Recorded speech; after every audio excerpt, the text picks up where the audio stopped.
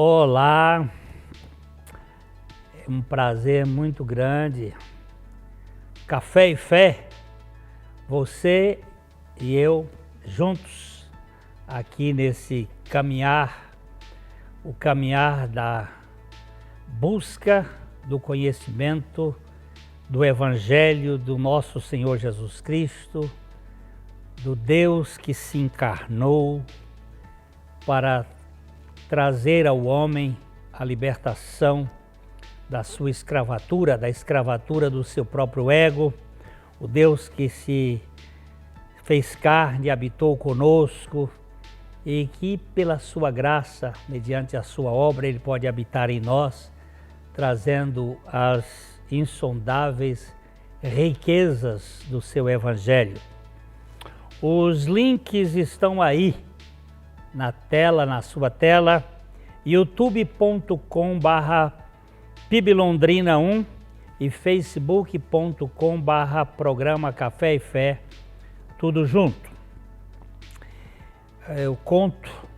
Nós contamos com a sua participação como aliado, como parceiro neste programa, tanto no aspecto da intercessão, da oração. Você não sabe como é importante a gente orar uns pelos outros. É um poder que transcende. Então eu peço que vocês orem por nós. Também, se for possível, você contribua para que esse programa ele se mantenha. Ele tem custos e nós gostaríamos muito, se for da vontade de Deus, a gente continuar. E que você compartilhe com outras pessoas. Nós vamos para um pequeno devocional e logo voltamos.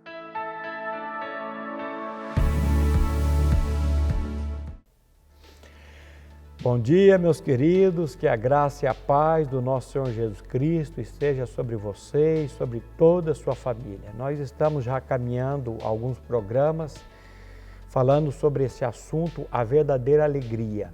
Alegria genuína, alegria verdadeira que está na pessoa de Jesus Cristo. E eu quero ler com vocês hoje um versículo que fala muito ao meu coração.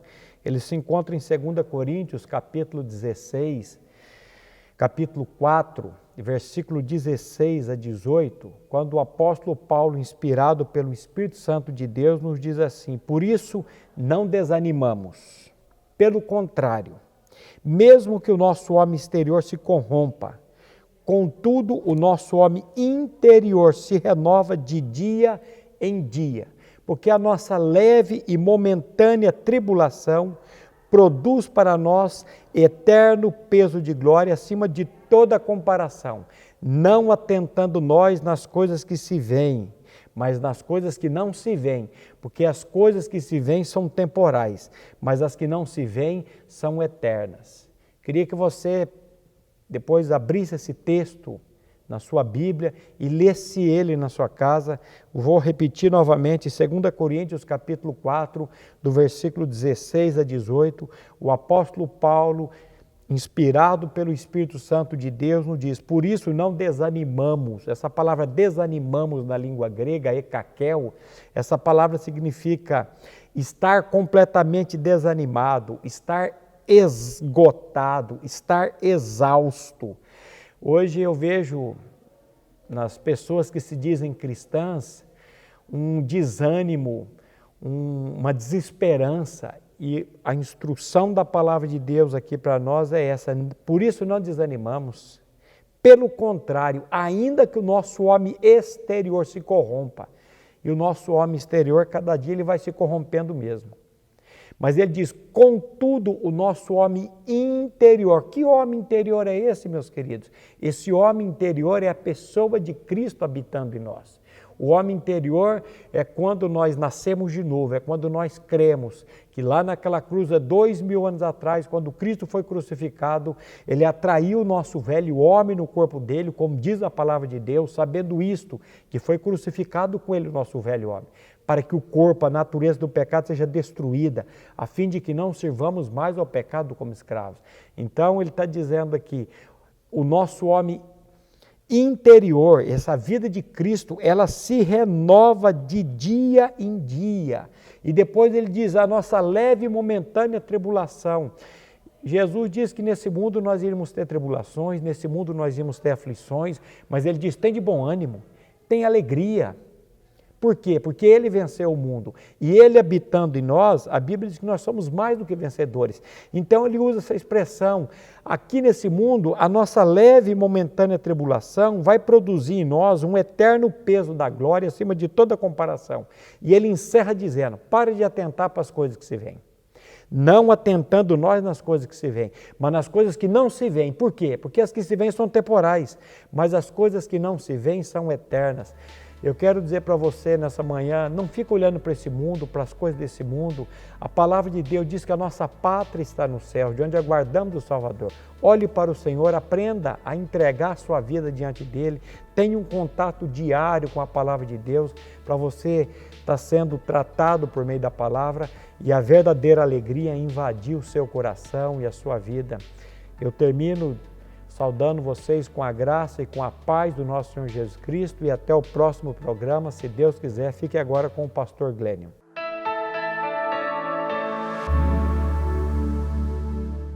Ótica Higienópolis. Há 35 anos no mercado óptico de Londrina, sempre com novidades em produtos e tecnologia.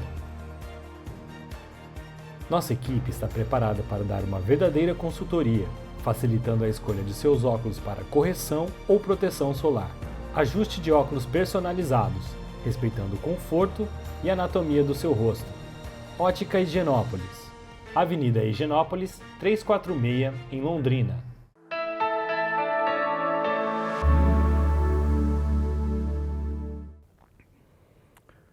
Nós estamos caminhando aqui numa série, Os Últimos Dias, que é uma série muito interessante. E se você perdeu algum dos vídeos aí, algum dos episódios, você pode entrar no canal do YouTube e você vai encontrar este material. Vamos orar? Nosso Pai, Tu e só Tu mesmo podes santificar o Teu próprio nome. E nós te pedimos que santifiques o Teu nome nas nossas vidas. Para podermos pronunciar o Teu nome e viver de acordo com a Tua vontade, nós te pedimos que Tu santifiques as nossas vidas com a Tua graça, para que vivamos de tal maneira que os outros que estão ao nosso redor vejam mais do que um simples comportamento correto, vejam a vida de Cristo manifestada em nós. Nós te pedimos, Pai, que por Tua misericórdia Tu toques na vida de cada ouvinte desse programa, porque cada um receba do Senhor a revelação de sua morte com Cristo e da vida de Cristo no seu interior. Este é um pedido que nós fazemos, em nome de Jesus. Amém. A gente tem procurado tratar desta questão dos últimos dias, porque eu creio que a partir da morte de Jesus e da sua ressurreição, nós entramos no período bíblico dos últimos dias. O escritor aos Hebreus, ele nos diz que Deus falou de muitas maneiras aos pais, através dos profetas, mas nestes últimos dias, Ele nos falou pelo Filho, a quem constituiu o herdeiro de todas as coisas, e por quem Ele fez o universo e depois de ter feito a purificação dos nossos pecados, ele assentou-se nos lugares celestiais. Nós estamos então cerca de 2000 anos vivendo os últimos dias que vão se recrudescendo em sua selvageria, em sua malvadeza, em sua malignidade. Eles estão sendo cada vez mais tempos cruéis. E nós temos uma descrição muito interessante de um livro que ele foi escrito, foi a última obra literária do Novo Testamento, o último livro do Novo Testamento, tanto na sua na composição do Evangelho do Novo Testamento, como tendo sido o último, o Apocalipse. Mas como que foi o Apocalipse escrito? Alguns acham que é o único livro que fala dos últimos dias, mas não é.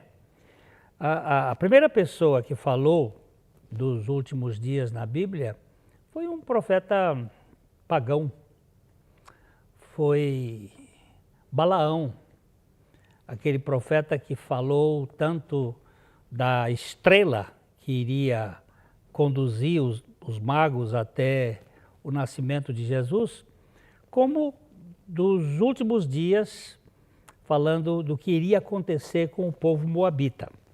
E a Bíblia fala muitas vezes, o profeta Jeremias falou muito sobre os últimos dias.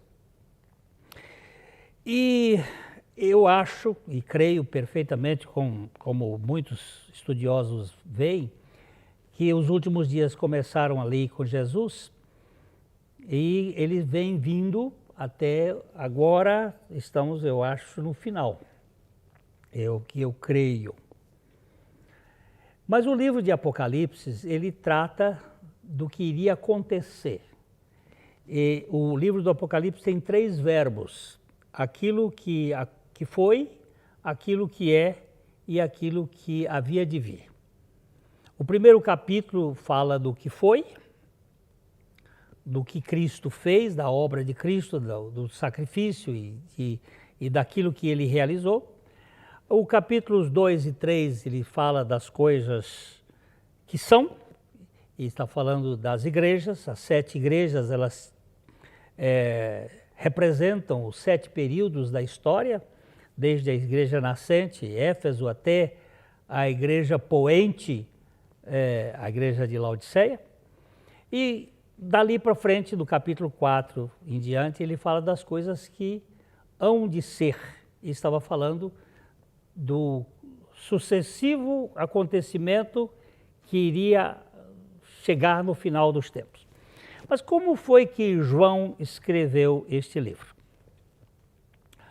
Ele estava pregando o Evangelho em Roma, e era no tempo de Domiciano, o imperador César, dos mais cruéis, terrível, teomânico até onde não se pode imaginar. Teomânico que quer ser Deus. Ele não podia admitir de modo nenhum que alguém dissesse Kyrios Christos, Jesus é o Senhor. Tinha que dizer que César, que ele era o Senhor, que ele era o Cristo. Ele mandou muitos cristãos ao fogo. Muitos foram queimados, muitos foram para as feras. Ele era muito cruel. Dizem até que ele foi muito mais cruel do que Nero. Nero tem mais fama por causa da queima da cidade de Roma, mas a crueldade contra os cristãos de Domiciano era tremenda. E ele sentenciou que o apóstolo João fosse colocado dentro de um pote, de uma piscina, de uma vasilha enorme de azeite fervendo. Isso não está na Bíblia. Isto é contado por historiadores como Clemente e outros historiadores do tempo, da época, contemporâneos de João. Policarpo e outros contaram desses fatos. E ele teria sido colocado dentro deste pote, deste tonel de azeite fervendo, e ele não morreu, não foi queimado. Mas isso não é, apesar de não estar na Bíblia, isso não é um fato inusitado. Por quê? Porque Sadraque, Mesaque e Abdenego, aqueles 3 judeus que estavam na Babilônia no tempo de Nabucodonosor, também foram colocados dentro de uma fornalha superaquecida, e eles não foram queimados nem chamuscados. Diz a Bíblia que não cheirou, nem os seus cabelos cheiraram queimado, porque o poder de Deus está aí. Não só o poder da criação você vê no universo, mas o poder da preservação dentro de um propósito que ele quer.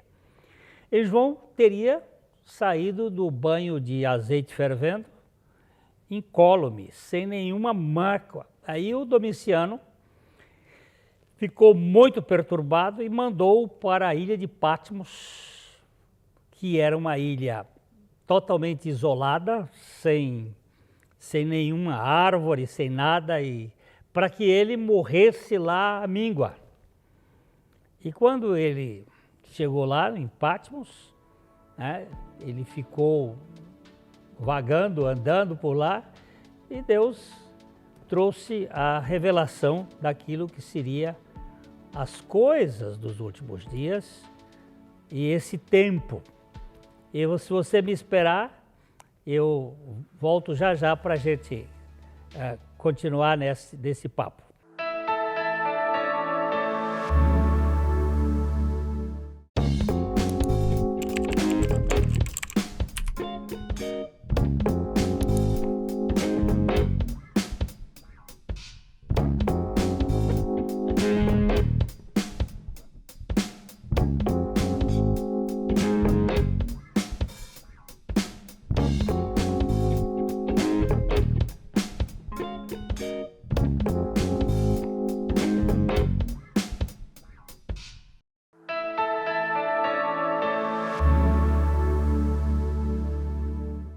Pois é, João agora está na ilha de Patmos,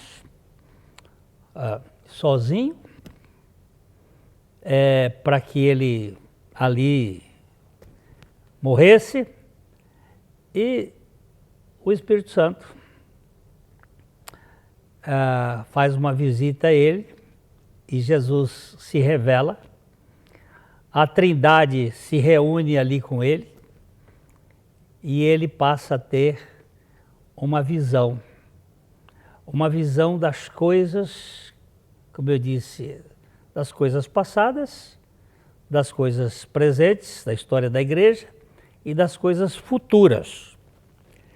E como eu falei no primeiro capítulo, uma realidade passada, no segundo e terceiro uma realidade presente, e no quarto capítulo em diante, depois destas coisas, que são a história da igreja, ele diz: olhei e eis não somente uma porta aberta no céu, como também a primeira voz que eu vi como de trombeta ao falar comigo, dizendo: sobe para aqui e te mostrarei o que deve acontecer depois destas coisas. Então ele passa a descrever aquilo que ele recebeu de revelação, visto de cima. E disse: sobe para cá. E vem ver, e te mostrarei o que deve acontecer depois dessas coisas. Que coisas? Da história da igreja. que é isto que está acontecendo no fim. Eu entendo, não é mérito próprio, estão vários estudiosos da Bíblia que entendem também assim, que as 7 igrejas do Apocalipse, Éfeso, Esmirna, Pérgamo, Tiatira, Sardes, Filadélfia e Laodiceia, que estas 7 igrejas, elas representam, além das igrejas locais da Ásia Menor, com os seus problemas locais, com as suas características de cultura e de realidade física, elas também representam 7 períodos da história. A igreja de Éfeso seria a igreja nascente, a igreja de Esmirna, a igreja perseguida, naquele período ali depois do 1º século até o início do século III. A igreja de Pérgamo seria o tempo de Constantino e aquele casamento, que a palavra Pérgamo significa um casamento misto, o casamento da igreja com o Estado, com a cultura, com o paganismo, fez aquela salada.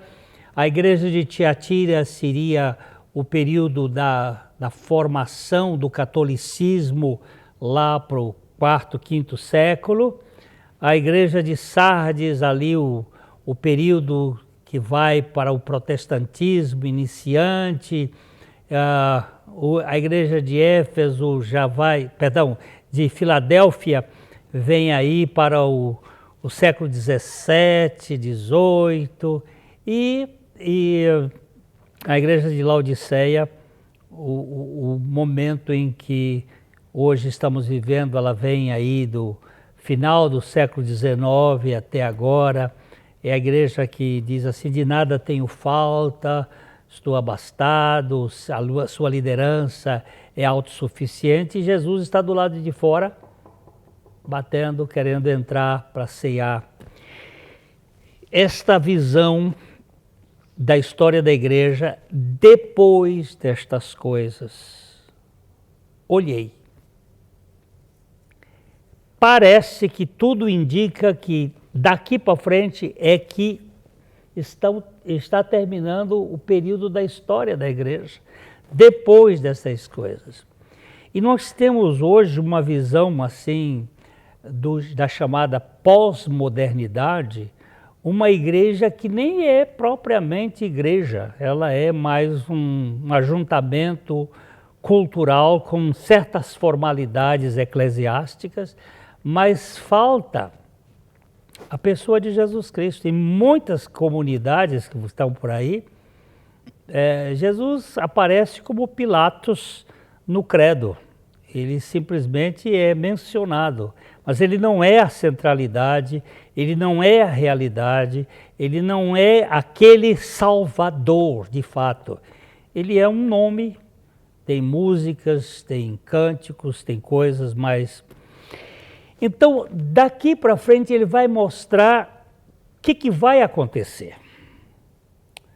Que está armado um processo no céu em que um trono iria estabelecer uma série de acontecimentos. Estes acontecimentos, eles vão desde a abertura dos selos. Estes selos iriam ser abertos e cada selo aberto iria mostrar certas realidades. Mas quem é que podia abrir o livro onde estavam contidos os selos? Ele tem uma visão que ele viu na mão direita daquele que estava sentado no trono, um livro escrito por dentro e por fora e selado com 7 selos. E ele chorou muito porque não via que ninguém podia abrir aquele selo, e ele ouviu um anjo forte dizendo: por que você está chorando? E aí ele mostra alguém que era capaz de abrir o selo. E quando ele olhou e disse, um dos anciãos me disse, não chores, eis que o leão da tribo de Judá, a raiz de Davi, venceu para abrir o livro e os seus 7 selos. Então vi no meio do trono e dos 4 seres viventes, e entre os anciãos de pé, um cordeiro tendo sido morto. A coisa é patética. Ele diz que vai abrir é um leão, e ele olha e vê um cordeiro. Era leão ou é cordeiro? Eram os dois. É que ele está falando aqui, quem vai abrir é aquele que é o leão, mas antes dele ser o leão, ele é o cordeiro. O cordeiro que tira o pecado do mundo. E ele vê o cordeiro como aquele que tinha sido morto. Ele tinha 7 chifres, bem como 7 olhos, que são os 7 Espíritos de Deus enviados por toda a terra. Aí é que as pessoas entram em confusão para entender certas coisas. Eu não entendo o livro de Apocalipse. Pois é, nós estávamos comentando aqui com a equipe de gravação que Apocalipse é um livro de criança. É um livro que precisa ter mente de criança para entender as figuras, as imagens. Eu tenho uma netinha que sempre quer brincar comigo, mas eu vou com a mente de adulto, e essa mente quadrada, essa mente restringida a paradigmas, e ela diz, não, vovô, não é assim, imagina. E aí eu não sei imaginar, porque eu só sei viver dentro do quadradinho. Então, o Apocalipse vai exigir de nós a compreensão da realidade espiritual das coisas. Ele usa figuras comparativas, como que você vai verificar portas de pérolas. É o que ele tinha para dar de informação aos seres tridimensionais.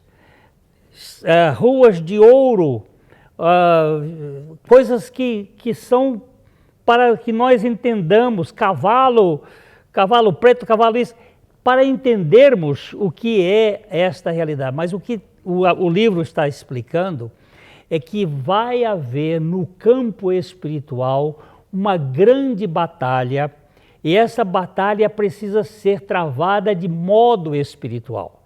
Os últimos dias é um tempo em que nós vamos ver acontecimentos que transcendem a lógica. Tanto sinais nos céus, como aqui na terra, como não apenas terremotos físicos, abalos físicos, mas abalos da convulsão social.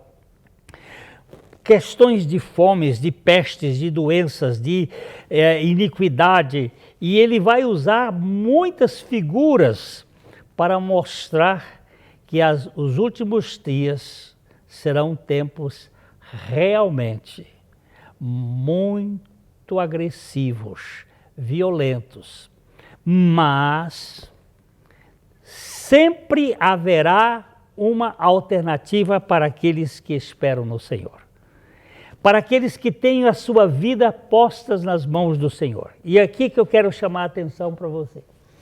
Você já entregou-se a Jesus Cristo? Eu não estou perguntando se você está numa igreja A, B, C ou D.